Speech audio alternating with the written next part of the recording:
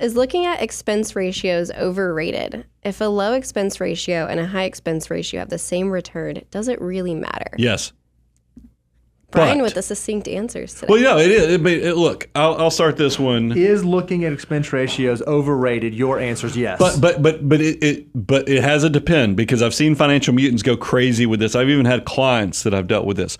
Overall, like, you guys have heard me talk about why we love index funds. I love, instead of trying to pick the winners and losers of the economy, why not just buy the economy? We have this belief in the law of accelerating returns, is that innovation and technology is just going faster and faster and faster. You don't have to try to choose the winning stock that is going to crush it. Just go buy the S&P 500 or something like that, or do your due diligence to research just buying the generalized economy.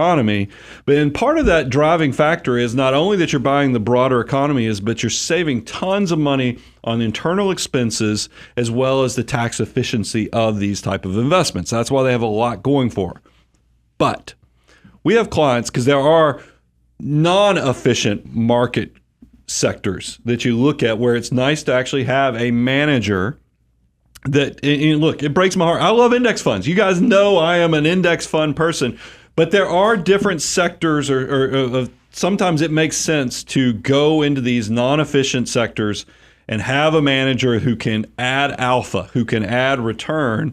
And sometimes I have clients who will say, hey, I don't like this manager because their Fidelity or Vanguard offer a fund that is a lot cheaper. But I was like, but did you look at the performance over the last, not that past performance is always indicative of the future, but if you can see somebody who is going into an inefficient marketplace and being able to choose the winners and losers, I'm willing to sometimes pay a premium, but you have to prove it to me first. And that's why it's a balancing act to make sure. But for most people, especially starting out, I do love, for the broad categories of large cap investments, even international and other things, why not just buy the market in general? Because you can save yourself costs, you can save yourself the heartache of trying to pick the winners and losers.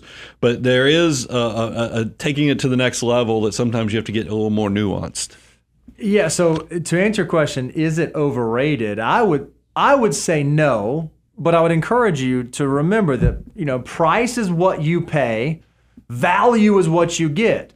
Just because a fund has a high expense ratio does not mean that it's bad. And just because a fund has a low expense ratio does not mean that it's good. You have to actually do the homework. You just want to make sure that the fee that you're paying, the expense ratio that you're incurring, is justified by the goal you're trying to accomplish inside of your portfolio. And all those inefficient classes that you mentioned and those efficient, you don't want to pay more than you have to get the job done, but you don't want to pay less than you have to for a suboptimal job. So yes, you should absolutely look at the expense ratios, because when it comes to investing, you can't control which way the market goes. You can't control if it goes up or down. You can adjust your allocation to control your risk exposure, but really the two things that are inside your onus of your locus of control are the fees that you pay, that's expense ratio, and the taxes that you pay. You can very much control those things. And if you control those things efficiently over a long timeline, those savings, those additional dollars working for you